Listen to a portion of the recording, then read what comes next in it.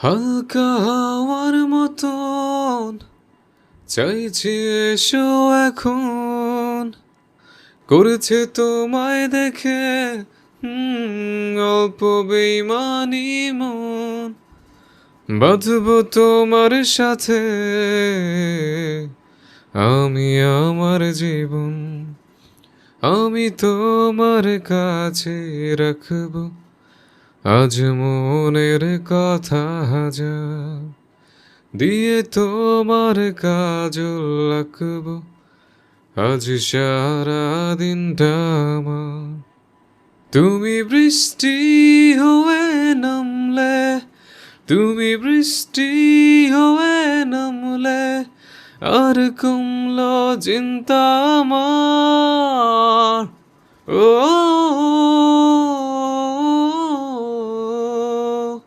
হুম, উ উ হুম। বাজান, তোর বউ বন্দা, বাসা হইব না কোনোদিন। তুই তারে তালাক দিয়া দেবা। দুপুরের অসহনীয় গরমে হাতে হাত পাকা নিয়ে ছেলেকে খাইয়ে দিচ্ছিলেন জমেলা বেগম। হঠাৎ মায়ের মুখে এমন কথা শুনে সজীবের গলায় ভাত আটকে গেল। সে দম আটকে কাঁদতে লাগলো। জমেলা বেগম তৎক্ষণাৎ বাতাস বন্ধ করে ছেলের সামনে এক গ্লাস পানি ধরে দেন। সজীব এক নিঃশ্বাসে পুরো গ্লাস খালি করে ফেলে। এরপর জমেলা বেগম আবার শুরু করলেন। মায়ের কথাটা একটু চিন্তা কইরা দেখ। বিয়া কইরা এত বছর হইয়া গেল, তোর বউয়ের এখনো কোনো বাচ্চা হইল না, আর হইব বলেও মনে হয় না। এমন বেডি যে রাখবি কেন? তালাক দিয়ে বিদায় কইরা দে। দরজার আড়াল থেকে জমেলা বেগমের প্রতিটি বাক্য নিঃশব্দে শুনে যাচ্ছিল পারুল। কোনো প্রতিবাদ করেনি, কেবল স্তব্ধ চোখে স্বামীর মুখের দিকে তাকিয়েছিল। সজীব কি বলে সেই প্রত্যাশায়। পরের কথা পরে ভাবা যাবে আম্মা, এখন শান্তিতে খাইতে দেন তো। ছেলের কথায় জমেলা বেগমের কপালে একটুখানি ভাঁজ পড়ে। তবে পর মুহূর্তেই পান খাওয়া লাল ঠোঁট দুটোতে এক ধরনের সন্তুষ্টির রেখা ফুটে ওঠে। হ্যাঁ বাজান, আগে পেটটা ভইরা খা, এরপর যা ভালো লাগবে মারে কইস। সজীব কিছু বলল না। চারপাশের বাতাস থমকে আছে। রোদের ঝাঁজ যেন ঘরের দেওয়াল ভেদ করে ভেতরে ঢুকে পড়েছে। অসহনীয় গরম পড়ছে। সজীব ডাল দিয়ে ভাত মাখাতে লাগলো। সাথে একটা আমের টুকরো মেখে নিল ভাতের সাথে। এক গ্রাস মুখে পুরে নিতেই মায়ের দিকে তাকিয়ে কিছু একটা বলতে যাচ্ছিল সজীব, তখনই সেখানে হাতে কাঁচা পেঁয়াজের টুকরো নিয়ে উপস্থিত হয় পারুল। পারুলকে দেখেই তেলে বেগুনে জ্বলে উঠলেন জমেলা বেগম। মাতার পোলারে শান্তিতে দুইটা ভাত খাওয়াইতেছে, সেখানে তুমি আইয়া খাড়া রইছো কেন বৌমা? মুখটা কালো করে কথাগুলো বললেন জমেলা বেগম। তাতে অবশ্য পারুলের কিছু যায় আসে না। সে তো এসবে অভ্যস্তই। যখন জমেলা বেগমের ছেলের কাছে কোনো কিছু চাওয়ার থাকে বা কোনো কথা বলার থাকে, এইভাবে দরদ নিয়ে ছেলেকে তার পছন্দের খাবার খাওয়ান। এই ব্যাপারটা লক্ষ্য করেছে পারুল।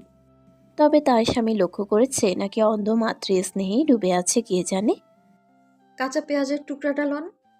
আমনে তো আবার ডাইলে লোকে কাঁচা পেঁয়াজ কামড় দিয়ে খাইতে পছন্দ করেন, এই লেগেই আনছি। স্বামীর দিকে পেঁয়াজটা দিতেই সজীব হালকা হেসে স্ত্রীর হাত থেকে পেঁয়াজটা নেই। তারপর পারুলের কথা মতনই ডাল দিয়ে ভাত মুখে নিয়ে শেষে তৃপ্তি সহকারে পেঁয়াজে কামড় বসায়। তা দেখে আরেক দফা তেতে উঠলেন জমেলা বেগম। বৌমা, আমি যে আমার পোলার লাইগা গোস্ত রাঁধছি, হেডে কি তুমি জানো না? জানি আম্মা, পেঁয়াজের টুকরাটা নিয়েই আইছি, তাই ভাবলাম দিয়েই যাই। আম্মা গো, পাতলা ডাল দেয়া ভাত মাখায় লগে পেঁয়াজ কামড় দেয়া খাইতে সেই মজা। ছেলের মুখ থেকে এরকম কথা শুনে জমেলা বেগমের মুখটা কালো অন্ধকার হয়ে গেল। সেটা সজীব লক্ষ্য করিয়ে আবার বলল। আপনার গোস্ত দিয়া ভাত আমি রাইতে খামো না আম্মা, তখন খালি গোস্ত দিয়া খামো। ঠিক আছে বাজান, অহন খাইয়া লও। সজীব আবারও মনোযোগী হয়ে খাবার খেতে। পারুল আর সেখানে না দাঁড়িয়ে রুমের ভিতরে চলে গেল। সে মোটেও ছেলে আর মায়ের কথা শুনতে আসেনি, এসেছিল পেঁয়াজ দিতে। তখনই জমেলা বেগমের কথাগুলো শুনে দাঁড়িয়ে পড়ে। খারাপ লাগলেও স্বামী যাতে তৃপ্তি সহ খায়, সেজন্য হাতে রাখা পেঁয়াজটা দিয়েই গেল। খারাপ লাগতে লাগতে যেন তার সয়ে গেছে সব কিছু। কম তো আর হয়নি। দুপুরের তীব্র গরমে শরীর ক্লান্ত হয়ে পড়ায় পারুল রুমে গিয়ে শুয়ে পড়েছিল। জানালার পর্দাগুলো আড়াল করে রাখা হয়েছিল, যেন তীব্র রোদ বাইরে থেকে ঘরের ভেতরে ঢুকতে না পারে। সজীব খাবার শেষ করে কিছুক্ষণ নিশ্চিন্তে বসেছিল বাহিরে। একটু পর উঠে রুমে যায়। দরজার কাছে দাঁড়িয়ে কিছুক্ষণ চুপচাপ দাঁড়িয়েছিল, দেখল পারুল শোয়া অবস্থায় উল্টো পিঠে শুয়ে আছে। সজীব ধীরে ধীরে কাছে গিয়ে দাঁড়ালো। তার কপালে ভাঁজ 1 সেকেন্ডের জন্য বাড়ল, তবে তা ঝেড়ে ফেলল তৎক্ষণাৎ। পারুলের মুখে কোনো অভিযোগ ছিল না, চোখের গভীরে এক ধরনের বিষণ্ণতা, অভিমান, চুপ থাকা, যা সজীব ভালোভাবেই বুঝতে পারছিল। সে পারুলের কাছে একটু এগিয়ে গিয়ে তাকে স্পর্শ করার চেষ্টা করল, কিন্তু পারুল একটুও সাড়া দিল না। তার শরীর খানিকটা টান টান, যেন কোনো তীব্র অভিমান, রাগ জমে আছে। সজীব নিঃশব্দে এক মুহূর্তের জন্য ঘরের ভেতর দাঁড়িয়ে রইল। ধীরে ধীরে পারুলের কাছে গেল, তাকে ভালোবাসার একটু ছোঁয়া দিতে চাইল। সে পারুলের কাঁধে হাত রাখল, তারপর একটু জোর দিয়ে বলল। এদিক মানে তাকাতো একটু। পারুল চোখ বন্ধ করে বড় করে নিঃশ্বাস নিয়ে সজীবের দিকে তাকায়। তার অভিমান আর চোখের নীরব কথাগুলো সজীব বুঝতে পারল কিনা কে জানে, কিন্তু পারুল কিছু বলল না। সে শুধু চোখ বন্ধ করে শুয়ে রইল, যেন সজীবের কাছে কোনো সান্ত্বনা বা কথা শুনতে চায় না। একটু জড়ায় ধরলে কি হয়ে পড়ে বউ, একটু আদরই তো চাই। পারুল এবারও কিছু বলল না, শুধু উল্টো পিঠ দিয়ে শুয়ে রইল, যেন সে আর কিছু শুনতে চায় না। সজীব গভীরভাবে নিঃশ্বাস ফেলল, তারপর অবশেষে নিজের হাত দিয়ে পারুলকে একটু শক্ত করে জড়িয়ে নিল। পারুল চাইলেই অভিমানে তার স্বামীকে দূরে ঠেলে দিতে পারত, কিন্তু স্বামীর স্পর্শ পেতে সে যেন একটু বেহায়া হয়ে গেল। মানুষটাকে তো সে তেমন কাছেই পায় না এই সময়। শান্তির ঘুম দিতে চেষ্টা করছিল, ঠিক তক্ষুনি বাইরে থেকে এক তীব্র কর্কশ কণ্ঠ চিৎকার শোনা গেল। দুপুরবেলা আইডা বাসন গুলা মনে হয় আমারই ধরান লাগবো।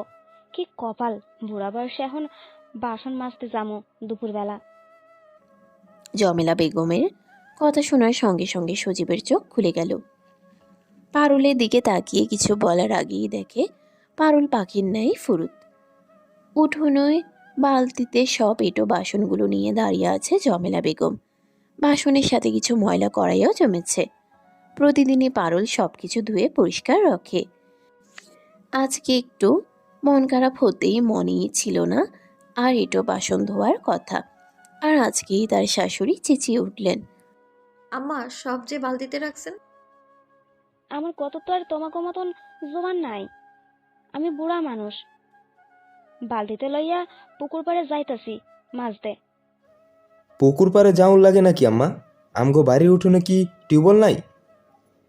বাড়িতে ঢুকতে ঢুকতে মায়ের উদ্দেশ্যে কথাগুলো বলল সজীবের ছোট ভাই শরীফ। ছেলের এহেন কথা শুনে জমেলা বেগমের রাগ যেন দ্বিগুণ হলো। তোরা কি মনে করছে আমারে? আমি ওই শক্ত টিউবওয়েলের থাইকা পানি সিটতে পারুম? এত সত্যি? আম্মা, আমি ধুয়ে দিতেছি, আপনি রাখেন বাসনপত্র। থাক, আমিই পারুম। তুমি বরং গিয়া ঘুমাও, যাও। অযথা জিদ করতেছো কেন আম্মা? ভাবি তো সব কাম করে, হয়তো দুপুরে একটু শুইছিল, এর লাগিয়ে তুমি এমন করতেছো? দেবরের অনাকাঙ্ক্ষিত উত্তরে চমকে উঠল পারুল। চোখ দুটো বড় বড় করে শাশুড়ির দিকে তাকিয়ে আছে। ঝড় আসার টেরি সে যেন ভালো করেই পাচ্ছে। আহা শরীফ, তুমি ঘরে যাও তো। না ভাবি, আমি কি মিছা কথা কইছি কন তো? আম্মা হুদাহুদি এখন এমন করতেছে। এবার আর চুপ রইলেন না জমেলা বেগম। বালতিটা হাত থেকে শব্দ করে রেখে দিলেন। অগ্নিঝরা দৃষ্টিতে ছেলের দিকে তাকিয়ে বললেন। ভাবির হইয়া এত কথা কস, কি হয়েছে তোর? ততক্ষণে সেখানে সজীব এসেও উপস্থিত হয়েছে, তবে সে দাঁড়িয়ে দাঁড়িয়ে নীরবতা পালন করছে, যেন নীরব দর্শক। আমার কি হইব আম্মা? আমি কি মাইন্সের মতন চুপ করে থাই নাকি? যা সত্যি হেইডাই তো কই। কথাটা যেন শরীফ সজীবকে উদ্দেশ্য করে বলল, সেটা আর কেউ না বুঝলেও পারুল ঠিকই বুঝল।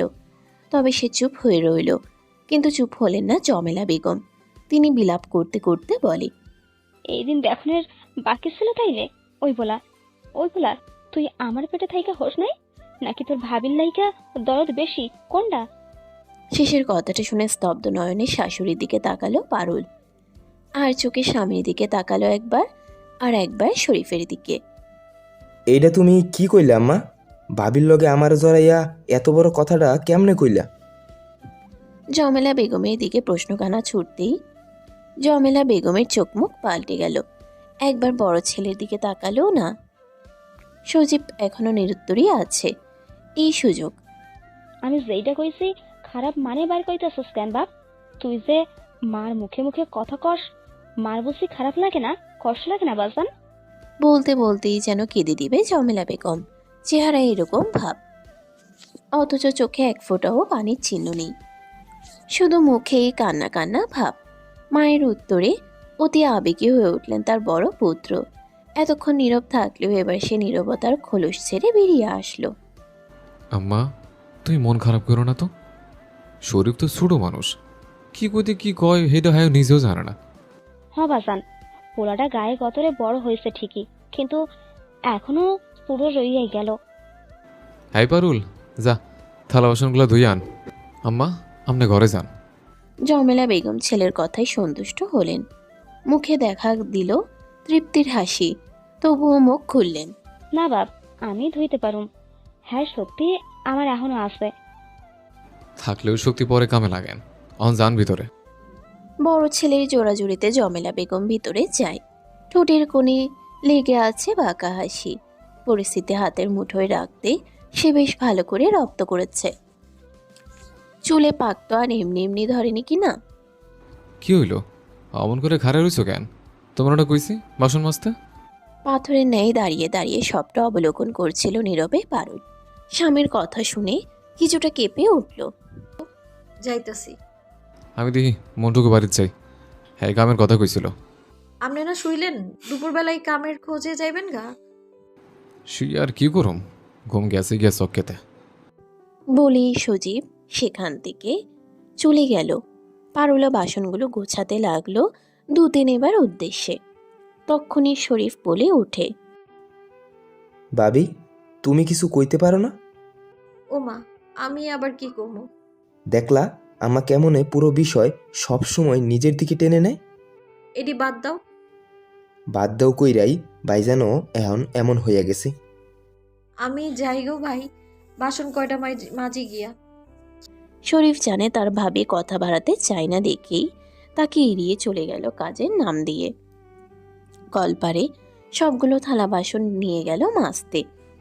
চুলা থেকে একটু ছাই উঠিয়ে নিল সাথে। ছাই দিয়ে পাতিলের কালি ঘষতে লাগলো বসে বসে। তারপর কড়াইগুলো ধুতে গিয়ে যেন হাত ধরে যাচ্ছে। জমেলা বেগম সবসময় তরকারি রান্না করলে কষানোর সময় তরকারি লেগে যায় কড়াইতে, আর আজকে তো গোস্ত ভুনা করেছে, সেজন্য বেশ কষ্ট হচ্ছে কড়াইটা পরিষ্কার করতে। দুপুরবেলা মাথার উপর সূর্য উঠে নৃত্য করছে, গরমে ঘেমে নিয়ে একাকার। এমন সময় আর ইচ্ছে করছে না পারুলের, তার উপর কড়াইও লেগে রয়েছে। সিদ্ধান্ত নিল কড়াইটা পানিতে কিছুক্ষণ ভেজানো থাক, তাহলে ডলতে সুবিধা হবে, তারও কষ্ট হবে না, আর রোদে জ্বলতেও হবে না। সে মোতাবেকই কড়াই রেখে ঘরে গেল। ঘরে যেতেই মনে পড়ে গেল স্বামীর কথা। এই তো একটু আগেই তার স্পর্শে মরিয়েছিল এতক্ষণ। কেমন ফাঁকা ফাঁকা লাগলো ভেতরটা, তবুও বিছানায় গা এলালো। এই সংসারে কাজ তো আর কম না।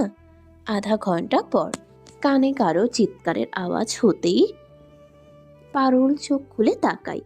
এতক্ষণ পর চোখটা একটু লেগে আসছিল, আর তখনই রিয়ার চেঁচামেচির আওয়াজ। পারুল বাধ্য হয়ে রুম ছেড়ে বেরিয়ে গেল। কি হয়েছে রিয়া, এমনি চিৎকার করতেছো কেন? আম্মা কই আছে ভাবি? আম্মা কই গেছে হেডা আমি কেমনে কমু কও? হের যখন যেটা মন চায় হেডাই করে। কি তুমি এমনি কইলা? আম্মা কি এমন করে কও দেহি? খাড়ো, আজকে আসুক ভাইজান। রিয়ার কথা শুনে পারুলের বুকটা কেঁপে ওঠে। মানুষটা যদি উল্টাপাল্টা ব্যবহার করে তার সাথে সব মেনে নিতে পারে, কিন্তু স্বামীর থেকে একটু খারাপ ব্যবহার সে নিতে পারে না। পারুল মনে করে সজীব তার স্বামী, তার অর্ধাঙ্গ। সংসারের হাজার চাকা ঘুরলেও এই মানুষটাই তার ঘূর্ণির কেন্দ্র। পারুল অনেক কিছু সহ্য করতে পারে, সংসারে যে কোনো কষ্ট, যে কোনো বোঝাও টেনে নিতে পারে দিনের পর দিন, কিন্তু যেটা একদমই পারে না সেটা হলো স্বামীর খারাপ ব্যবহার। সজীব যদি কখনো রূঢ় হয়ে ওঠে, কণ্ঠে একটু তাচ্ছিল্য এসে পড়ে, সেসব পারুলের হৃদয়ে খাড়া হয়ে বিঁধে যায়, বুকটা ফেটে যায় কষ্টে। অথচ এই একই মানুষটির ছোঁয়া পাওয়ার জন্য সে কতটা ব্যাকুল থাকে, কতটুকু আকুতি জমে থাকে তার দৃষ্টিতে, তার নিঃশ্বাসে। সজীবের একটু মনোযোগ, একটুখানি কাছে আসা, একটুখানি হাতের ছোঁয়া, এই সব কিছুর জন্য পারুল যেন সারাক্ষণ অপেক্ষায় থাকে। সজীব শুধু পারুলের স্বামী নয়, সে তার অর্ধাঙ্গ, শরীরের ঠিক অর্ধেক নয়, আত্মার ঠিক মাঝ বরাবর ভাগ করা এক অংশ, যার না থাকায় নিজের অস্তিত্বই যেন ভেঙে পড়ে। সজীবকে ছাড়া পারুল নিজেকে সম্পূর্ণ ভাবে না। অর্ধাঙ্গ মানেই এমন এক অস্তিত্ব যার ভালোবাসা বুকে না পেলে ঘর সংসার হাজার সুখ সবকিছুই বৃথা মনে হয়। সংসারের হাজার সুখ বাহ্যিক প্রাচুর্য সবই তার কাছে অর্থহীন যদি না পাশে থাকে সেই মানুষ। ভুল বুঝতেছ রিয়া, তোমার কি দরকার আমারে কও দেখি। 4টে বাজব আর একটু পর। আমার মাস্টার মশাই তো একটু পরই আইয়া পড়বো। হ্যাঁ, নাস্তা পানির আয়োজন করছো? ঘরে তো কিছু নাই আইসকা, বিস্কুটও শেষ হয়ে গেছে রিয়া। সেইটা আগে কইবা না তুমি ভাইজান ডে? এর পকেট খালি রিয়া, কেমনে কইতাম। আমার বেলায় ডাহা শেষ। ঠিক আছে। কই যাও রিয়া? জাহান নামে। রিয়া চলে যায়। পারুল তেমন কিছু ভাবেও না, মনে মনে জানে এই তো একটু পরে আবার ফিরে আসবে। স্বামীর হাতে টাকা না থাকলে একজন স্ত্রী হিসেবে মুখ ফুটে টাকা চাইতে যাওয়ার যন্ত্রণা, লজ্জা আর অপমান সেটা কি রিয়া বোঝে না? বোঝার মতো বয়স বা অভিজ্ঞতা কোনোটাই এখনো হয়নি তার। তবুও পারুল উঠে রান্নাঘরে যায়। পুরনো একটি স্টিলের বাটিতে খানিকটা পানি ঢেলে ময়দা মেখে নেয়, কাটার মতো আলু কুচি করে, সেগুলো পুর হিসেবে গরম তেলে দিয়ে সিঙ্গারা ভাজে। গন্ধে রান্নাঘর ভরে ওঠে, কিন্তু ঘরে কেউ নেই। সজীব তো সকালেই বেরিয়ে গেছে। আর শরীফ, সে নিশ্চয়ই পাড়ার ছেলেদের সঙ্গে মাঠে ফুটবল খেলছে। বাকি থাকেন শুধু জমেলা বেগম। তিনি কোথায় গেছেন কে জানে। জমেলা বেগমের 3 সন্তান, 2 ছেলে আর ছোট মেয়ে রিয়া খাতুন। সেই রিয়াই কিছুক্ষণ আগে চলে গেল। সিঙ্গারা ভাজার পর রান্নাঘরের কোনায় রাখা ঝাড়ুটা হাতে নেয় পারুল। ধুলো জমেছে মেঝেতে। ধীরভঙ্গিতে ঝাড় দিতে দিতে হঠাৎ উঠোন থেকে ভেসে আসে মুরগির চিৎকার। সন্দেহ জাগে, নতুন ফুটে ওঠা বাচ্চাগুলোকে কেউ আবার তাড়া করলো না তো। চলন্ত ঝাড়ুটা থেমে যায়। এক ঝটকায় ছুটে যায় পারুল উঠোনে। উঠোনে এসে দেখে সাদা কালো ছোপ ছোপ গায়ের একটা বিড়াল মুরগির পিছনে তাড়া করেছে। সদ্য ফুটে ওঠা ছানাগুলোর দিকে চোখ রক্ত জবা করে তাকিয়ে আছে সে। মুরগিটা পাখা মেলে ছানাগুলোর সামনে দাঁড়িয়ে ডাকছে হাওমাও করে, কিন্তু তারপর হঠাৎই ছানাগুলোকে ফেলে দৌড়ে চলে যাচ্ছে বাড়ির পেছনে ঝোপঝাড়ের দিকে। হয়তো ভয় পেয়েছে। পারুল থমকে দাঁড়ায়, তারপর জুতা না পরেই দ্রুত পা বাড়ায় মুরগির পেছনে। হায় এদিকে আয়, ওইদিকে যাইস না। এখন এগুলোকে বাড়িতে আনতে না পারা মানে আবার সন্ধ্যায় খুঁজতে হবে। সাথে জমেলা বেগমের কথা, ছানাগুলোরও ক্ষতি হতে পারে। বিড়ালটা ততক্ষণে দেয়াল বেয়ে ওপারে চলে গেছে, কিন্তু মুরগিটা এখনো দিগ্ভ্রান্তের ন্যায় দৌড়াচ্ছে। কিছুটা খুঁজে খুঁজে অবশেষে পারুল মুরগি আর ছানাগুলোকে উঠোনের কোণার খাঁচার পাশে আনতে পারে। হাঁপাতে হাঁপাতে সে বলে, ভাগ্যিস ঠিক সময় দেখছিলাম। ঠিক তখনই কলপারে এসে হাজির হন জমেলা বেগম। চোখে পড়ে বাসনগুলো অগোছালোভাবে পড়ে আছে, কিছুতে আধ ভেজা, কিছু একেবারে শুকনো হয়ে গেছে। মুখটা কষে ওঠে তার। বৌমাকে তেতে কিছু বলতে যাবে দেখে বড় ছেলে বাড়িতে আসছে। সে দেখে জমেলা বেগম দ্রুত বাসন মাজতে লেগে পড়ে। এমন সময়ই বাড়ির দরজায় দেখা দেয় শরীফ। পায়ে কাদা মাখানো জুতো, গায়ে ক্লান্তি আর মুখে বিস্ময়। নিজের মাকে বাসন মাজতে দেখে থমকে দাঁড়ায়। আম্মা, আপনি বাসন মাজতেছেন কেন? আধো আসিল, আমি তো আরো 2 ঘন্টা আগেই ধুইতে যাইছিলাম। তুই দেখোস নাই? সেই আমারই তো ধরন লাগবো, মাঝখান থেকে বিকাল হইয়া গেল। এমন করলে সংসারে লক্ষ্মী থাকেনি। কতবার তুমি রাইখা দিতা, পারুল ধুইতো। এতক্ষণ এইটি এমনই থাকতো। উঠুন জুড়ে কেমন দেখা যায়। বলতে বলতে হুট করেই জমেলা বেগম আহ করে উঠলেন কোমরে হাত দিয়ে। তা দেখে সজীব উৎকণ্ঠা নিয়ে জিজ্ঞেস করে, কি হইল আম্মা? কিছু না রে, টিউবওয়েল তো শক্ত, হেল্লাইগা চেপতে গিয়া কোমর ব্যথা হয়েছে মনে হয়। তোমার আর কোমরে ব্যথা যায় না ও কেন যে এসব কাম করতে যাও? সজীব এবার বিরক্তি নিয়ে সামনে এগিয়ে আসে। কিছু বলার জন্য মুখ খুলতেই তক্ষুনি পারুল ফিরে আসে উঠোনের দিক থেকে। খাঁচার দরজা বন্ধ করে আসছে। হাতে এখনো ধুলো লেগে আছে, চেহারায় হালকা ক্লান্তি। পারুলকে দেখেই সজীব রাগত স্বরে বলে, শালি, তুই থাকতে আমার আম্মা কেন এখন বাসন মাজতে বইছে? আমি তো তোর সে দুপুরে কয়ে গেছিলাম না হাইটা বাসন সব ধুয়ে রাখতে? স্বামীর মুখ থেকে এরকম কথা শুনে অবাক হয়ে তাকিয়ে থাকে পারুল। সে তো সবই ধুয়ে গেছিল, শুধু কড়াই 3টে বাকি ছিল। জমেলা বেগমের দিকে তাকাতেই দেখলো জমেলা বেগম সব কড়াই ধুয়ে ফেলেছেন। নিশ্চয়ই সেটারই শোধ নিল ছেলেকে ফেরত দেখে। পারুল উত্তর দেবার আগেই জমেলা বেগম এবার হালকা হেসে উত্তর দেয়, যে যার মতন ব্যস্ত, সংসারটা তো আমারই। তিল তিল কইরা সব গড়ছি, হেল্লাইকে আমার তো দেখতে হইব বাজান। সজীব আরো কিছু বলতে যাচ্ছিল, তখনই সেখানে উপস্থিত হয় রিয়ার পড়ানোর লোক। তাকে দেখে আরেকটু চমকে উঠল পারুল। একটু আগেই সজীব যে তার সাথে বাজে ব্যবহার করলো সেটা বাইরের মানুষটা দেখে ফেললো না তো আবার? আরে মাস্টারমশাই, দিনকাল কেমন চলতেছে? মুখে সৌজন্যমূলক হাসি দিয়ে রিয়ার মাস্টার মশাইয়ের দিকে তাকালো সজীব। কবির বিনিময়ে মুচকি হাসি দিল। ভালোই চলে। আমনের খবর কি? আলহামদুলিল্লাহ ভাই। যাও, রিয়ারে পরেতে যাও ভিতরে। কবির ভেতরে চলে গেল রিয়ার ঘরে। রিয়া কবিরকে দেখেই টেবিলে বই খাতা নিয়ে বসলো। উঠানে তখন আগের মতোই দাঁড়ানো পারুল। সজীব এবার পারুলের কাছে গিয়ে বলে, যাও ভিতরে যাও, এমনি সঙ্গের মতন খেলে থেকো না। বলেই সজীব ভেতরে চলে যায়।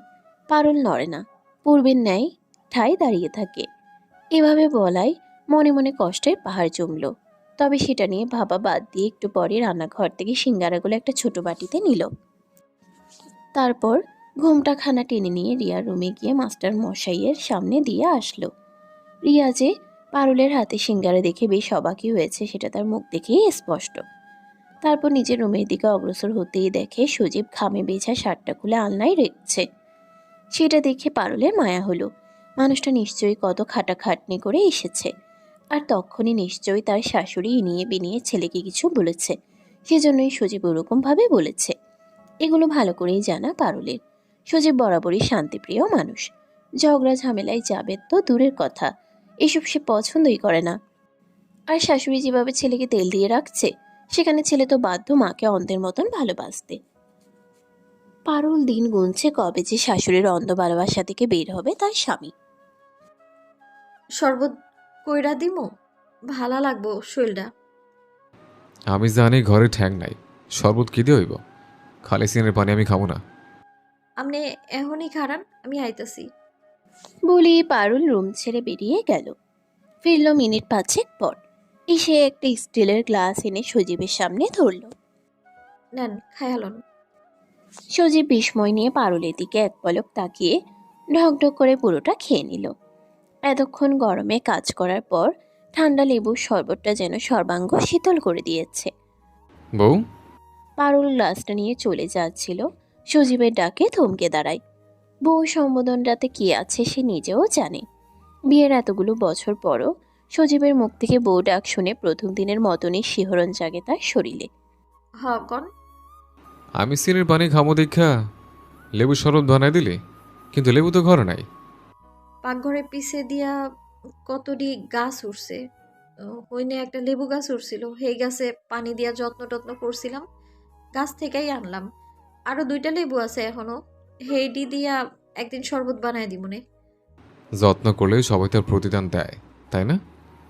পারুল মাথা ঝাঁকিয়ে হ্যাঁ বোধক উত্তর দিতেই সজীব কেমন বিষণ্ণ কণ্ঠে বলে, এই যে তুই আমার এত যত্ন করস, আমি তোরে কি দেই? গালি, তাই না রে বউ? পারুলের বুকের ভেতরটা যেন কেঁপে ওঠে। সজীবের কণ্ঠ কেমন জানি ঠেকল, অন্যরকম। একটু আগে সজীবের সাথে এখনের সজীবের কোনো মিলই নেই যেন। হয়তো সংসারের দায়িত্ব, শাশুড়ির অভিযোগ, সবকিছুর ভেতর হারিয়ে গেছে এক সময়ে তরুণ প্রেমিক পুরুষটা। কিন্তু পারুল জানে সজীবের ভিতর এখনো যে মানুষটা আছে সে শুধু পারুলকেই ভালোবাসে। সে ধীরে ধীরে এগিয়ে এসে গ্লাসটা রেখে সজীবের পাশে মাটিতে বসে পড়ে। আমি কি কিছু কই আপনারে? আমি তো জানি আপনার রাগ উঠে গেলে 2-4 কথা কইয়া ফেলান আপনি।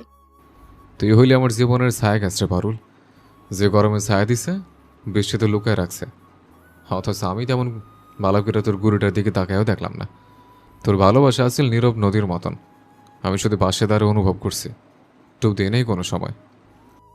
ডুব দিয়া দেখেন না, সময় তো এখনো ফুরায় নাই। পারুলের সমস্ত মুখমণ্ডল যেন লজ্জায় লাল হয়ে গেল এটুকু কথাতেই।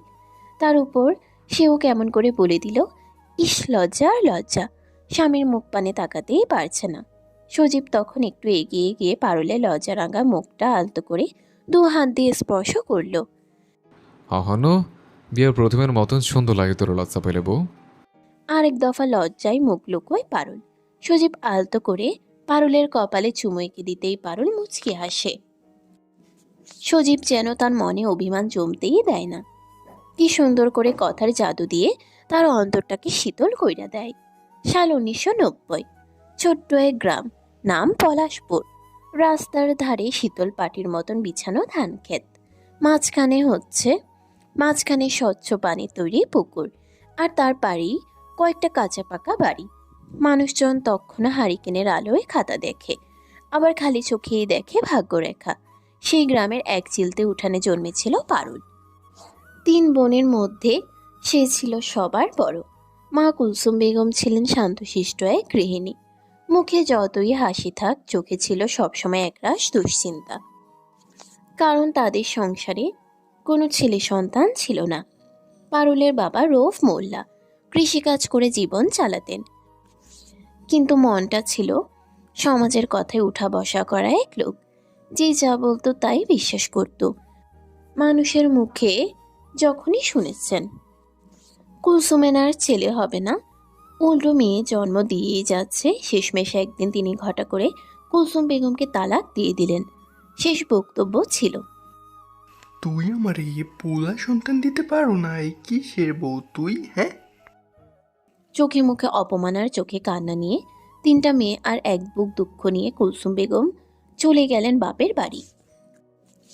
পলাশপুরের পাশের গ্রামেই তার বাড়ি। প্রথম প্রথম পারুলের মামা বাড়ির সবাই খুব আপন হয়ে গেল। মায়া মমতা সবই ছিল, কিন্তু সময়ের সঙ্গে সঙ্গে সে মায়ার ওজন বাড়তে লাগলো।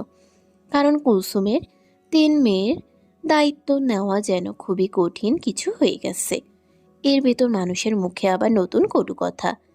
3টা মাইয়া সন্তান নিয়া বইসা আছে, স্বামীর ঘর করতে পারে নাই। এই অসহ্যকর পরিস্থিতি সহ্য করতে না পেরে একদিন কুলসুম বেগম যেন আর পারলেন না। সকালবেলা উঠোনে একটা কাঁঠাল গাছের ডালে ওড়না পিছিয়ে নিঃশব্দে রেখে গেলেন 3টা প্রাণের চোখ ভরা প্রশ্ন। পারুল তখন 13 কি 14 বছরের এক কিশোরী। চোখের সামনে মায়ের লাশ থেকে যেভাবে বুক ফেটে কেঁদেছিল, সেই কান্না আজও রাতের ঘুমে ফিরে আসে। এরপর ভাগ্য যেন 3 বোনকে 3 দিকে ছড়িয়ে দিল। ছোট বোনের মামাতো ভাইয়ের সাথে বিয়ে হয়ে গেল। মেজোটা একদিন সকালে বাইরে যাওয়ার কথা বলে বেরিয়ে আর ফিরে আসেনি। শোনা যায় পাশের গ্রামে কারোর সাথে পালিয়ে গেছে। বাকি রইল পারুল। না মা না বাবা, তার জীবনে কেউ নেই। তারপর বিয়ের পরে সে ধরে নিয়েছিল, এই দুনিয়ায় নিজের বলতে যদি কেউ কিছু থাকে তবে সেটা তার স্বামী। এই বিশ্বাস নিয়ে সে সংসার শুরু করেছিল সজীবের সাথে। পারুল জানত সেই বাড়ির সবার পছন্দের নয়, কিন্তু তবুও সে চুপচাপ ধৈর্য নিয়ে ঘর সামলাচ্ছে, সংসার সামলাচ্ছে।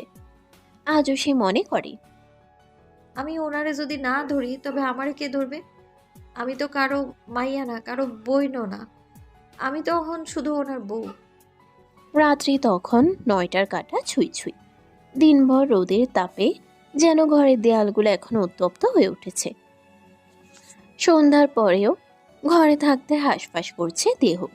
ঘরের ভেতরে হাত পাখা ছাড়া নিঃশ্বাস নেওয়াটাও কষ্টকর। পারুল হারিকেনটা জ্বালিয়ে ঘরের কোনায় টেবিলের উপর রাখে। সে চুপচাপ রান্না করা ভাত, ডাল আর তরকারি সব গুছিয়ে রাখে। এই সময় সজীব হাত মুখ ধুয়ে এসে খেতে বসে। গামছাটা গলায় ঝুলছে, মুখটা ঘামে ভেজা। হারিকেনের আলোয় তার মুখের ছায়া দেয়ালে দেখা যাচ্ছে। সজীবকে খেতে বসতে দেখে জমেলা বেগম পান চিবোতে চিবোতে ছায়ার মতো এসে হাজির হয়।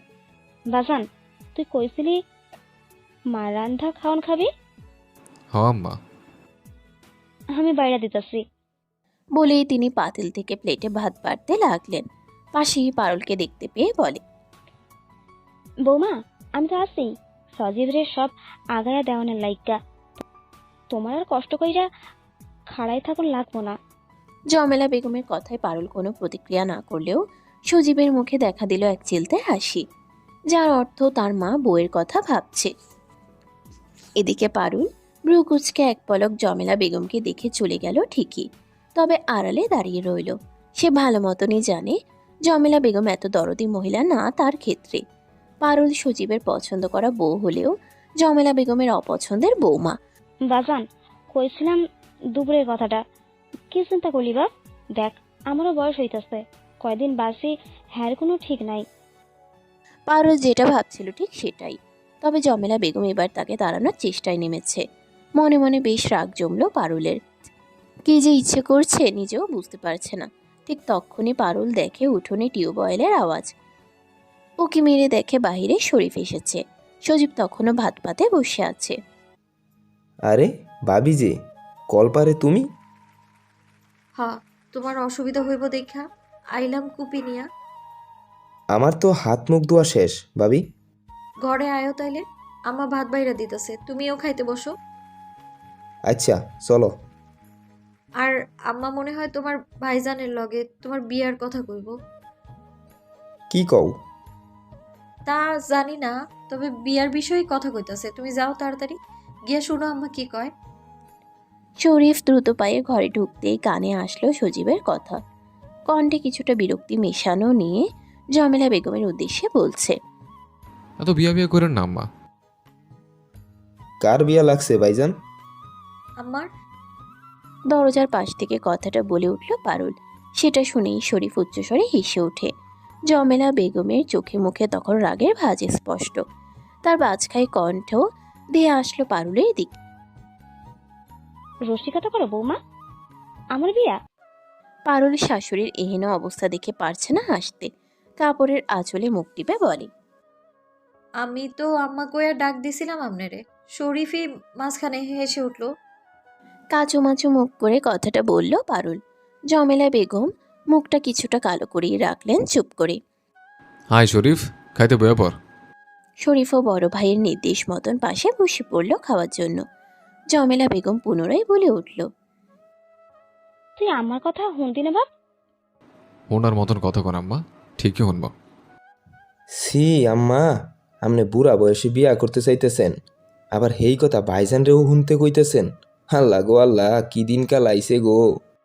আমার আম্মা জান আব্বাজন রে থুইয়া বুড়া বয়সে বিয়া করতে চায়। ও চাচি গো, ও কাকি গো, কে কই আছেন গো? এবার সজীব আর পারুল দুজনেই হেসে উঠল শরীফের কথা শুনে।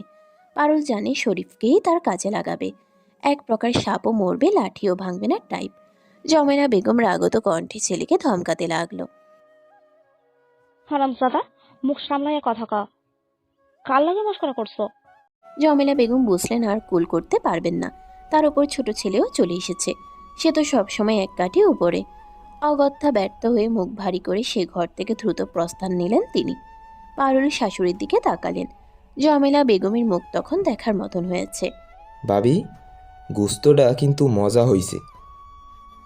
আম্মা রাঁধছে শরীফ, মার হাতের রান্না তো সবসময় ভালো হয়। এমন কইরা আম্মা যদি সবসময় বালা থাকতো। দূর ভাই, মার বয়স হয়েছে, আর তাছাড়া আম্মা তো আমাকে ভালোই চায়।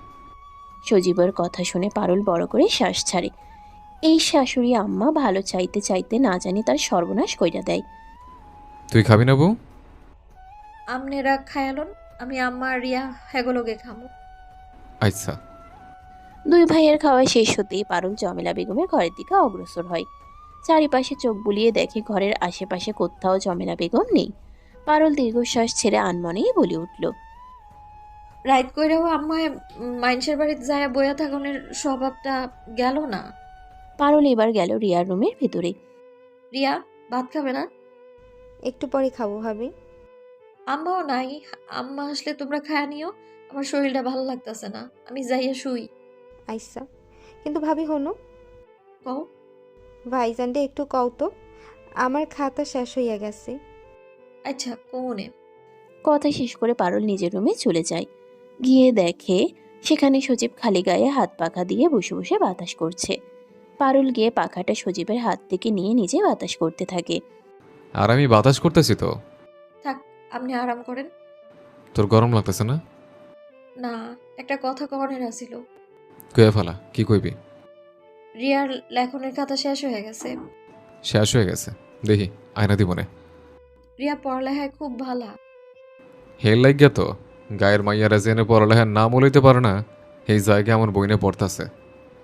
আজকে তো খালি হাতে ফিরা আইছেন, বাজার করেন নাই, কালকে লাগে তো কিছু আনেন নাই। দুপুরে তো এই কারণে বাইর হইছিলাম। আজকে কয়টা দিন ধইরা কোনো টাকার হদিস নাই। কাম যাও করছি, হেরা কইছে টাকা কয়দিন পরে দিব। কি যে গরম মাথা, পাগল পাগল লাগে। স্বামীর চিন্তিত কণ্ঠ শুনে পারুলের মুখও ভার হয়ে আসলো, তবুও আশ্বাস দিল। চিন্তা করেন না, আল্লাহ আছে, ব্যবস্থা হইয়া যাব ঠিক। সজীব উত্তর করে না। পারুল চুপচাপ বসে হাত পাখা দিয়ে স্বামীকে বাতাস করতে থাকে। চারপাশে নিস্তব্ধতা, শুধু মাঝে মাঝে ঝিঝি পোকার ডাক শোনা যায়। ঘরটা আধো অন্ধকার, হারিকেনের হলদে আলোয় দুজনের ছায়া দেয়ালে দুলছে। একটু পর সজীবের দৃষ্টি আটকে যায় পারুলের মুখে। গরমে মেয়েটার কপালে ছোট ছোট বিন্দু বিন্দু ঘাম জমেছে, তবুও ক্লান্তির রেশ তার চেহারায় বিন্দু পরিমাণও নেই। হারিকেনের আলোয় তার মুখটা ঝিমধরা হলুদ সোনালি রঙে ঝলমল করছে। হাত পাকার বাতাসে চুলগুলো হালকা উড়ছে। পারুল খেয়াল করে সজীব তার দিকে এক দৃষ্টিতে তাকিয়ে আছে। অমন করে কি দেখেন? আমার বউরে দেখি। সজীবের কথায় পারুল লজ্জা পেয়ে মাথা নিচু করে ফেলতেই সজীব পুনরায় বলে, তুই অন্যরকম বউ, একদম সহজ সরল, কোনো প্যাচগোছ নাই তোর ভিতরে। সজীবের কথায় পারুল নিশ্চুপ, হাত পাখাও ততক্ষণে থেমে গেছে। সজীব আকুতি ভরা কণ্ঠে পারুলকে বলে, সবসময় আমারই থাকিস। ও মা, আমি কই যাবো? আমি তো আপনার কাছেই আছি। পারুলের কথাটি শেষ হতেই সজীব তার দিকে এক পা এগিয়ে আসে। পারুলের হাতটা নিজের হাতের ভিতর নিয়ে নিল।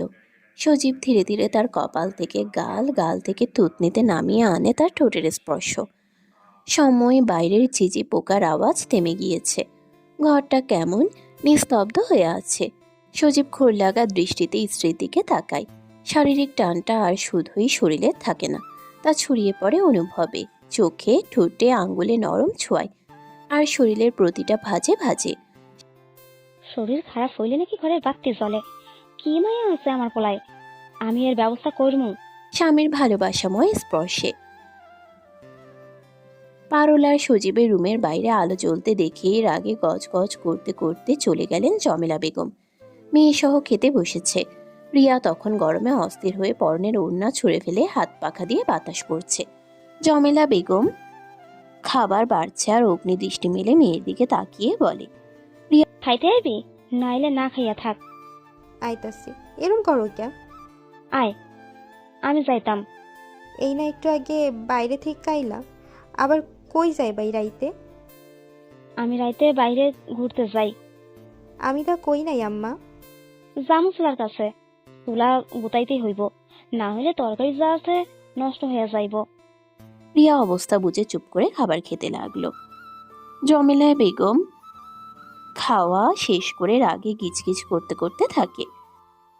মহারানীর শরীর খারাপের বাহানা দিয়া জামাইয়ের লাগে ঘুমাইতে গেছে, আর এখন এই তরকারি সব আমার জাল দেওয়ার লাগবো। মন চায় সব সাইডা বনবাসে যাই আমি। এইবার বুঝছি ছোট ভাইজান কেন এমন করে। রিয়া মায়ের দিকে তাকিয়ে মিনমিনিয়ে কথাটা বলল, যাতে জমেলা বেগম শুনতে না পায়। শুনলে শনির দশা তার কপালেই নাচবে, সে কথা ভালো করেই জানা তার। আজান থেমে গেছে একটু আগে, সেই শব্দের শেষ ধ্বনি এখনো যেন ভেসে আছে বাতাসে। বাড়ির চারপাশ নীরব, শুধু এক আটটু পাতার খসখস শব্দ। কখনো দূরের গরুর ঘণ্টার টুংটাং আওয়াজ শোনা যাচ্ছে।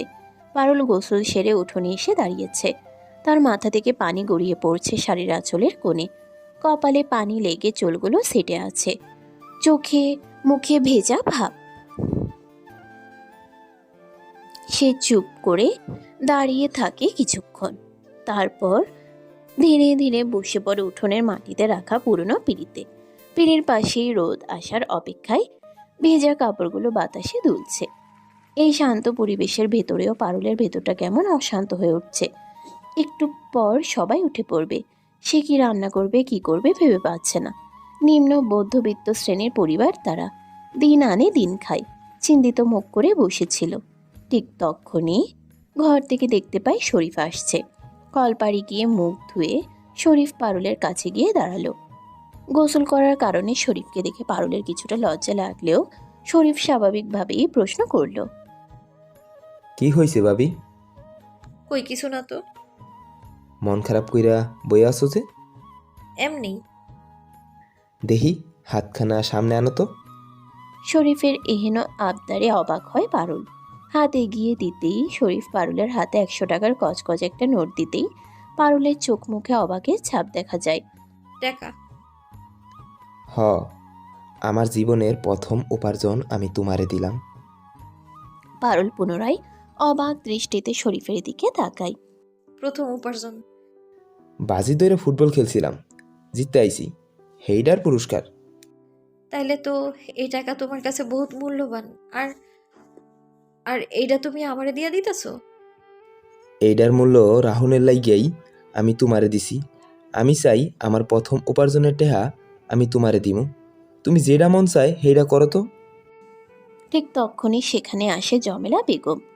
দূর থেকে ছোট ছেলে আর বৌমার কথোপকথন শুনে চিল্লাতে চিল্লাতে আসে।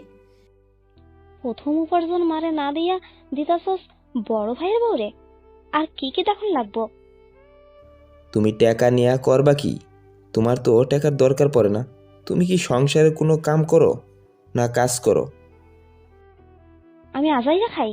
নিজের পোলা হইয়া এত বড় খোটা দিলি আমারে? এবার বিরক্তিতে চোখ মুখ কুঁচকে এলো শরীফের। মায়ের এই দিকগুলোই সে পছন্দ করে না। সেজন্যই মায়ের সাথে তার বেশিরভাগ সময়ই দ্বিমত হয়। সজীব মায়ের বাধ্য ছেলে হলেও শরীফ পুরোপুরি মায়ের অবাধ্যগত সন্তান কখনোই ছিল না। উত্তরে শরীফ কিছু বলবে তার আগেই পারুল পরিস্থিতি সামাল দিতে বলে ওঠে। আমনের পোলার প্রথম ইনকাম তো আমি আমনেরই দিতাম আম্মা। লন, টাকাগুলো রাখেন। সবগুলো টাকা পারুল তার শাশুড়ির হাতে দিতেই জমেলা বেগম চোখ দুটি বড় বড় করে বলেন। পরের মাইয়া কদর করে, নিজের পোলায় জইলা মারে। বলে কি রঙ্গ দেখে অঙ্ক জলে। মাগো, তোমার জ্বলনিতে মলন দিব কোথা? তোমার তো সর্বাঙ্গেই ব্যথা। জমেলা বেগমের উত্তরে শরীফ কথা বলতেই জমেলা বেগম এবার তেলে বেগুনে চলে উঠলেন। ততক্ষণে শরীফ দৌড়ে ছুট লাগিয়েছে। আল্লাহ গো, এটা কি বলা দিছো আমার পেটের মধ্যে? এরকম চিৎকারে ঘুম ভেঙে যায় সুজীবের। তড়িঘড়ি করে বাইরে বের হয়ে আসলো। কি হয়েছে, কি হয়েছে? আম্মা এমনি কাঁদতেছে কেন? কই আমনের আম্মা কান্দে? কই উদাই? পারুলের উত্তর শুনে সন্তুষ্ট হলো না সুজীব। মায়ের কাছে গেল, জিজ্ঞেস করলো কি হয়েছে। তোর ভাই বাজি ধইরা টাকা পাইছে। হ্যাঁ, টাকা মারে না দিয়া দিতেছে তোর বউরে। আমি হেই কথা জিগাইতে আমরে কত কথা শুনাইয়া দিল বাপ। কাঁদো কাঁদো কণ্ঠে ছেলেকে বললেন জমেলা বেগম। সুজীব আশ্বাস দিয়ে বলে। আহা আম্মা, সরুবিয়ানো ছোট মানুষ, এইটা নিয়ে এমন করা লাগে নাকি? সুজীবের কথায় জমেলা বেগম শান্ত হলেন না, উল্টো ক্ষিপ্ত হয়ে গেলেন। আচ্ছা, এই ধর তোর ভাইয়ের টাকা, তুই রাখ। টাকাগুলো সুজীবের হাতে দিয়েই হাঁটা ধরলেন জমেলা বেগম। সুজীব ব্যস্ত হয়ে বউকে তাড়া দিয়ে বলে। পারুল, আম্মা কই যাইতেছে?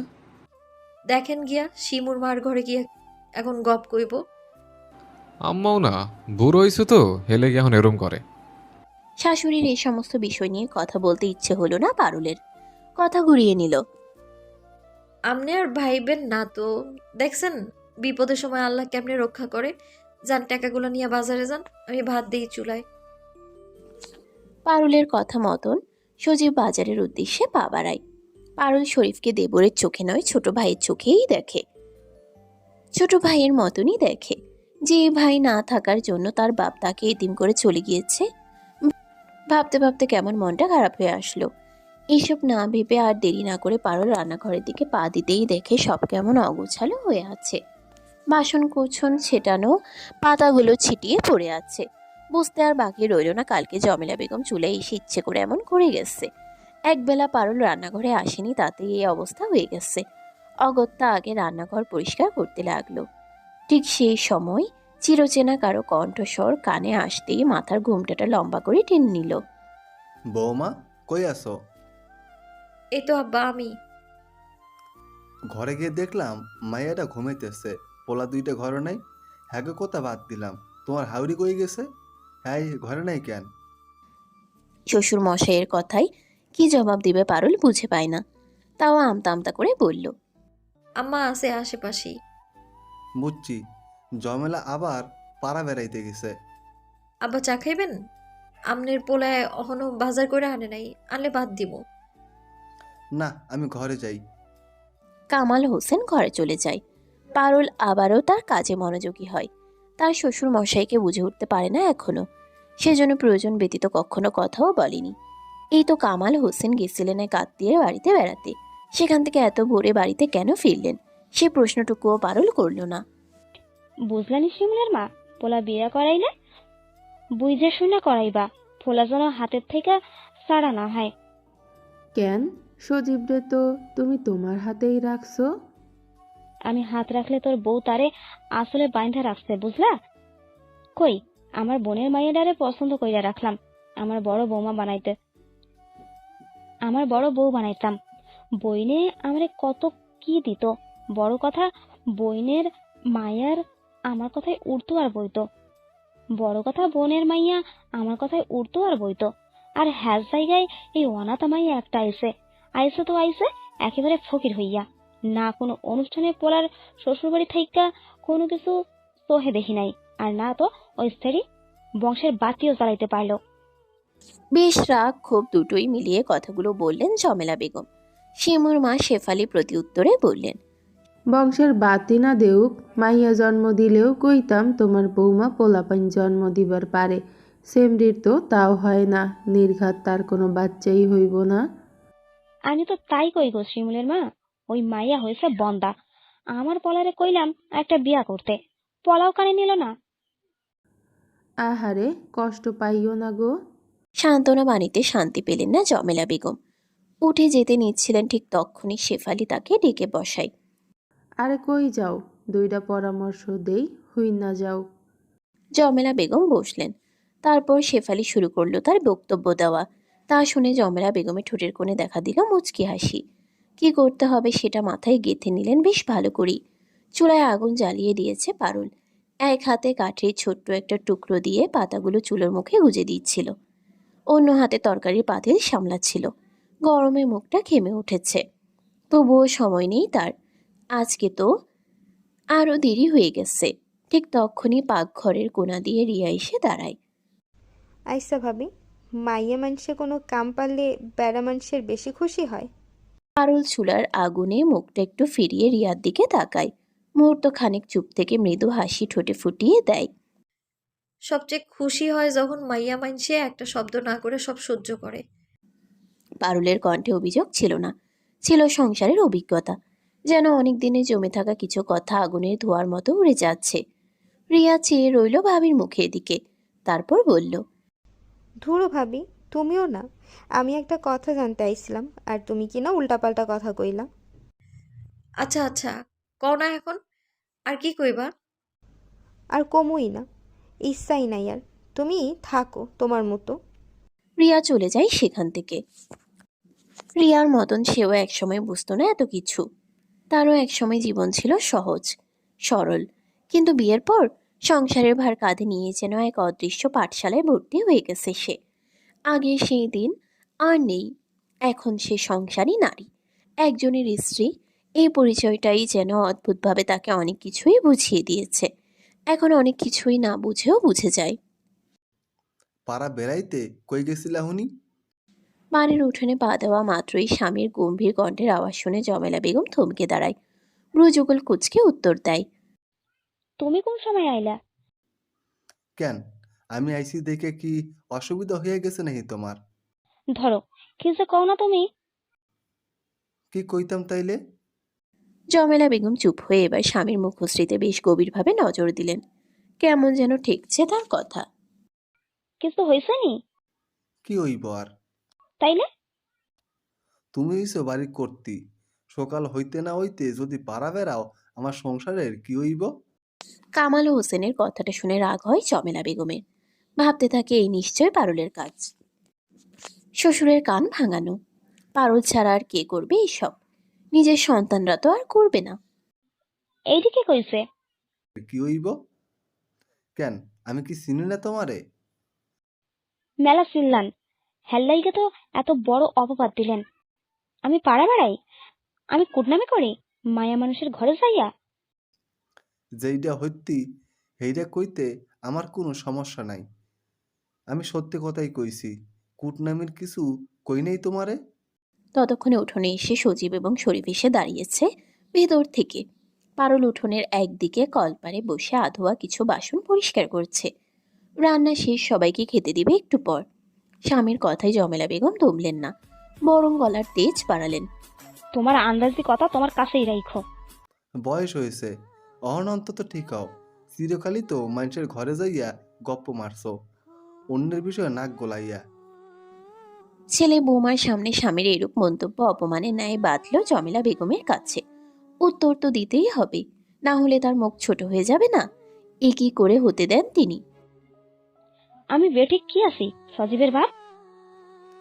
এই যে বুড়া বয়সে টই টই কইরা ঘুরো, এইটা কি?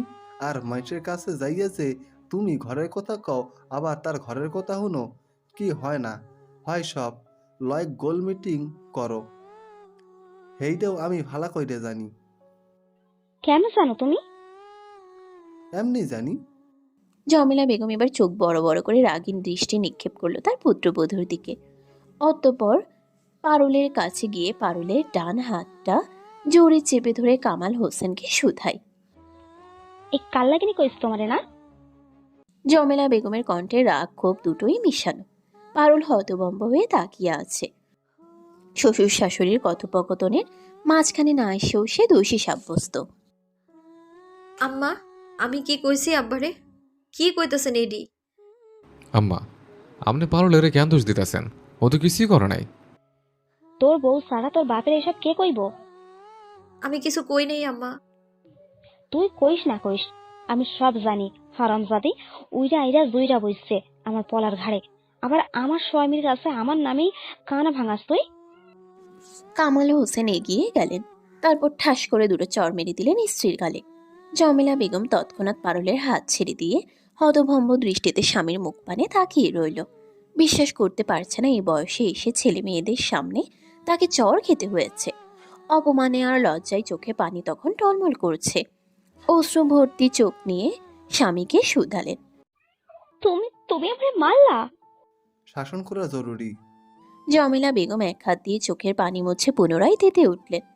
এবার বড় ছেলের কাছে গিয়ে ঝাঁঝালো কণ্ঠে বলতে লাগলো। তোর ওই অপয়া বন্ধা বউ লাইগা তোর বাপ আমারে মারছে, দেখলি? আম্মা, অপয়া, এসব কি কইতেছেন? এটা কাউ কি ঠিক? বড় ছেলের এহেন জবাবে যেন জমেলা বেগম কোণঠাসা হয়ে গেলেন। বুঝে গেলেন তার পক্ষে কথা বলার মতন কেউ নেই। আর সইলেন না তিনি, ঘরে গেলেন দ্রুত পায়ে। উঠোনে সবাই আগের মতোই দাঁড়িয়ে আছে। দুটো কাপড় হাতের মধ্যে ভাঁজ করে নিয়ে বেরিয়ে আসলেন জমেলা বেগম। স্বামীর দিকে অগ্নি দৃষ্টিতে তাকিয়ে বলল। আমি যখন এত মন্দ তাইলে ঠিক আছে, আমনে আমনের পলার বউ লইয়া থাকেন। আর বাজান, তুইও তোর বউ লইয়া থাক, আমি গেলাম যেদিকে যেদিকে দু চোখ যায়। ঘটনা এত দ্রুত ঘটায় সজীব কি বলবে বুঝতে পারছে না। মনে হচ্ছে একটা দুঃস্বপ্ন। আম্মা, কই যাইতেছেন? ভাইজান, আমি আম্মার কাছে যাইতেছি। শরীফ জমেলা বেগমের পিছু পিছু যাওয়ার কারণে সজীব আর গেল না, সেখানে দাঁড়িয়েই রইল। কামাল হোসেন পারুলকে আদেশে সুরে বলল। বৌমা, ভাত হইছে? পুরো ঘটনা যেন বিস্ময় নিয়ে তাকিয়েছিল পারুল। শ্বশুর মশাইয়ের ডাক কান অব্দি গিয়ে পৌঁছালো না।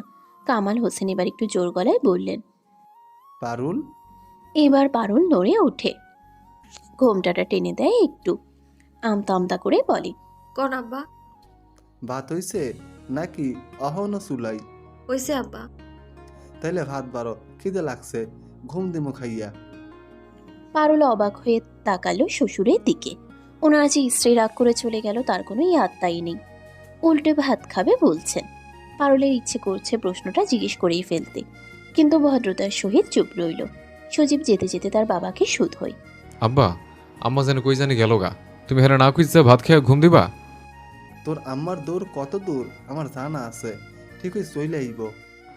আমনে আমার না মারলেও পারতেন আব্বা। চুপ জমেলা, তোর আম্মা তার আগে হ্যাঁ আমার বউ, তোর আম্মারে কখন কি করলে হ্যাঁ লাইন আইব সেইটা আমি ভালো করে জানি। বলেই কামাল হোসেন চলে গেলেন।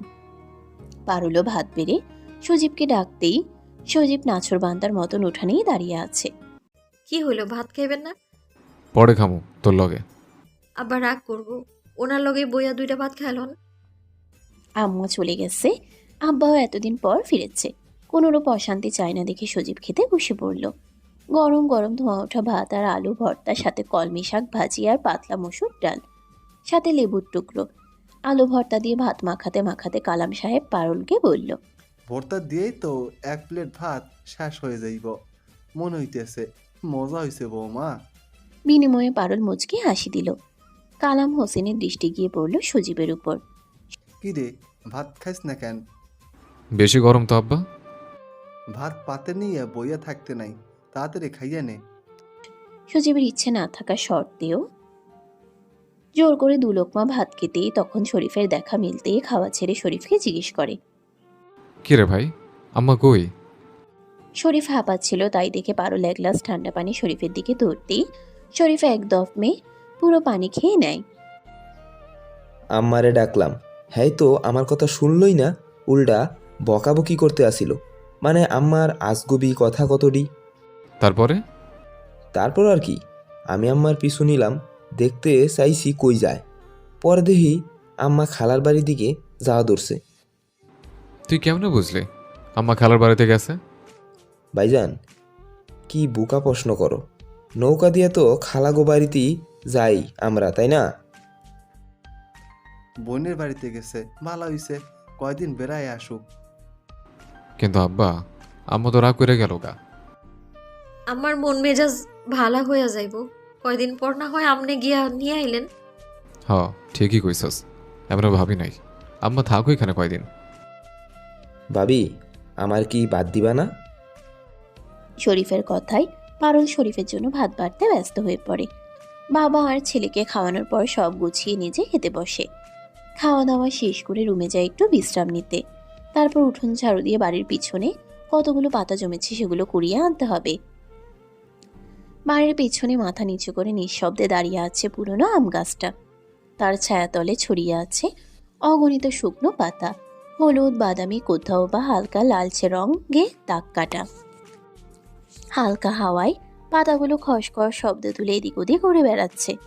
পারুল ধীরে ধীরে ঝুঁকে পড়ে পাতাগুলো কুড়ুচ্ছে, আস্তে খুব যত্ন করে, যাতে পাতাগুলো এদিক ওদিক উড়ে গিয়ে না ছিটায়। মাটির সোঁধা গন্ধে মিশে আছে শুকনো পাতার গন্ধ। পারুলের আঙ্গুলে লেগে আছে পাতার খসখসে দাগ। এক একটা পাতা হাতে নিতে নিতে তার মনে পড়ে যায় ফেলে আসা কিছু দিন, কিছু মুহূর্ত, যেগুলো আর কখনো ফিরে আসবে না। প্রতিটি পাতা তাকে মনে করিয়ে দেয় কিছু না বলা কথা, কিছু মুখ, কিছু হারিয়ে যাওয়া দুপুরবেলা, যা এখন কেবল স্মৃতির পাকে চাপা পড়ে থাকা এক একটি স্তর। পারুল ভাবে, জীবনের মতোই এই পাতাগুলো, শুরুর সবুজ রং হারিয়ে সময়ের পালায় রংহীন বিরঙিন হয়ে অবশেষে একদিন ঝরে পড়ে নিঃশব্দে।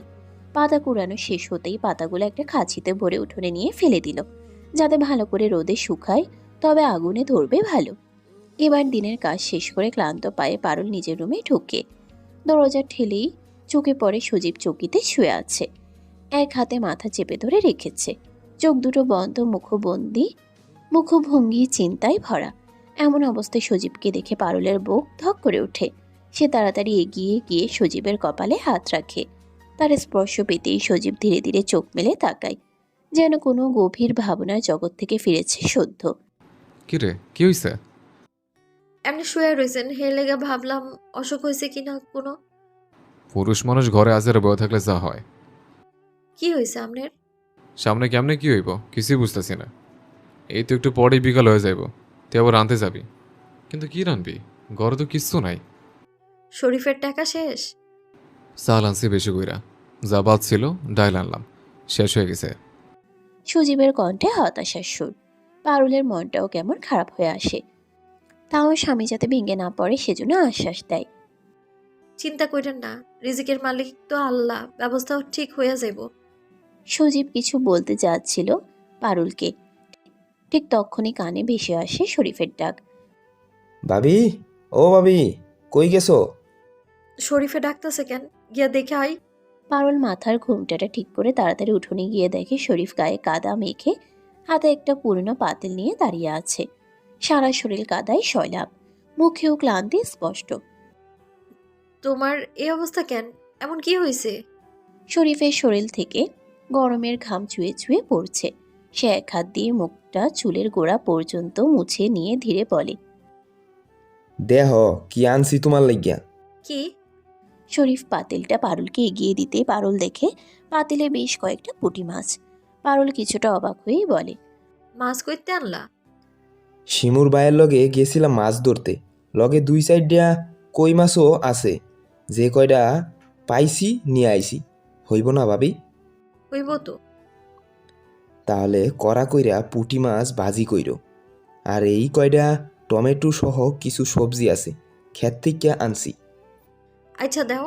পারুল আর কথা না বাড়িয়ে মাছগুলো নিয়ে উঠোনের এক পাশে, যেখানে গাছের ছায়া আছে, ওই দিকটা গিয়ে বসলো। তারপর মাছগুলো কুটতে বসলো মনোযোগ দিয়ে। মাছ কুটার সময় কয়টা বিড়াল এসে বেশ বিরক্ত করতে লাগে পারুলকে। পারুল একটা লাঠি নিয়ে ওদের তাড়াতে তাড়াতে বলে, সেই দিন আমার মুরগিরে দৌড়ানি দিয়া অহন আবার কইতেছ মাছ খাইতে? খাড়া, আজকাল তো গো একদিন কি আমার যতদিন লাগে। বিড়ালগুলো দৌড়ে পালিয়ে যেতে পারুল একটু এগিয়ে বাড়ির পেছন দিক থেকে মুরগিগুলোকে ডেকে আনলো। ছোট ছোট ছানা ফুটেছে, মাছের উদ্দেশ্যে বিড়াল ঘুরঘুর করছে। কখন ছানাগুলোর ওপর হামলা করা বলা যায় না, সেজন্য মুরগিগুলোকে তাড়িয়ে উঠোনে এনে ছেড়ে দিয়ে পারুল আবার মনোযোগ দিয়ে বসে পড়ে মাছ কুটতে। এই সময়ে দূর মসজিদ থেকে ভেসে আসা আজানের সুর কানে আসতেই পারুল যেন হঠাৎ চমকে ওঠে। সে তাড়াতাড়ি হাতের কাজের গতি বাড়িয়ে দেয়, চোখে মুখে তখন ব্যস্ততা। এদিকে আজানের আওয়াজে কামাল হোসেনের ঘুম ভাঙে। হাই তুলতে তুলতে সোজা সজীবের রুমে যায়। রুমে ঢুকে দেখে সজীব চুপচাপ বসে আছে, এক হাতে সুই সুতো ধরা, আর অন্য হাতে নিজের পছন্দের শার্টের বোতাম লাগানোর চেষ্টা করছে। চোখে মুখে অদ্ভুত এক মনোযোগ, যেন এই ছোট্ট কাজে সে নিজেকে জয় করতে চাইছে। তুই বোতাম লাগাইতে পারোস?